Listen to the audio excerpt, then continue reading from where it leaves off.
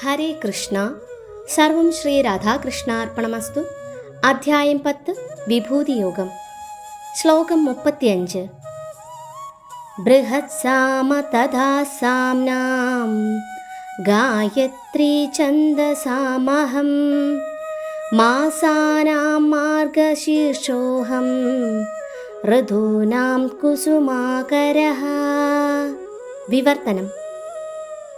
സാമവേദ സൂക്തങ്ങളിൽ ബൃഹത്സാമവും ഛന്ദസ്സുകളിൽ വെച്ച് ഗായത്രി മന്ത്രവും മാസങ്ങളിൽ മാർഗശീർഷവും നവംബർ ഡിസംബർ ഋതുക്കളിൽ വസന്തവുമാണ് ഞാൻ. ഭാവാർത്ഥം.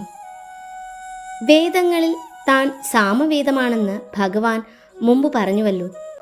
വിവിധ ദേവന്മാർ പാടിയ മനോഹര ഗീതങ്ങൾ നിറഞ്ഞതാണ് സാമവേദം. ഇവയിൽപ്പെട്ടതും ആകർഷകവും പാതിരാവിൽ പാടുന്നതുമായൊരു ഗീതമാണ് ബൃഹത്സാമം.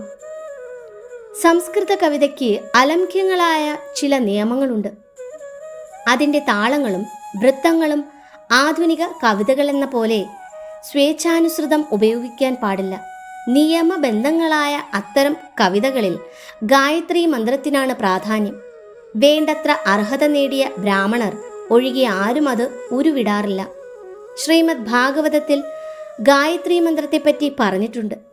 ഈ മന്ത്രത്തിൻ്റെ ഉദ്ദേശ്യം ഈശ്വര സാക്ഷാത്കാരം മാത്രമാകയാൽ ഗായത്രി ഭഗവാനെ പ്രതിനിധീകരിക്കുന്നു. ആധ്യാത്മികമായി പുരോഗമിച്ചിട്ടുള്ളവരത്രേ ഗായത്രി മന്ത്രത്തിന് അർഹരായവർ. ഇത് ജപിച്ച് സിദ്ധി നേടിയവർക്ക് ഭഗവാന്റെ ദിവ്യസ്ഥാനം പ്രാപിക്കാം. പരിപൂർണതയാർന്ന മനുഷ്യന് അവശ്യം വേണ്ടുന്ന ഗുണങ്ങൾ അയാൾ ആദ്യമേ നേടിയിരിക്കണം. അവയിൽ ഭൗതിക ലോകത്തിലെ നിയമങ്ങൾക്കനുസരിച്ചുള്ള സാത്വിക ഗുണങ്ങളും ഉൾപ്പെടും. ഇങ്ങനെ പരിപൂർണതയാർന്നവനെ ഗായത്രി മന്ത്ര ജപത്തിന് അധികാരമുള്ളൂ. വൈദിക സംസ്കൃതിയിൽ അതിപ്രധാനമായൊന്നാണ് ഗായത്രി മന്ത്രം. ശബ്ദാവതാരമാണ് അതെന്ന് പറയപ്പെടുന്നു. ഉപദേഷ്ടാവായ ബ്രഹ്മാവിൽ നിന്ന് ഗുരുശിഷ്യ പരമ്പരയിലൂടെ അത് പിൻതലമുറയ്ക്ക് പകർന്നു കിട്ടിയതാണ്.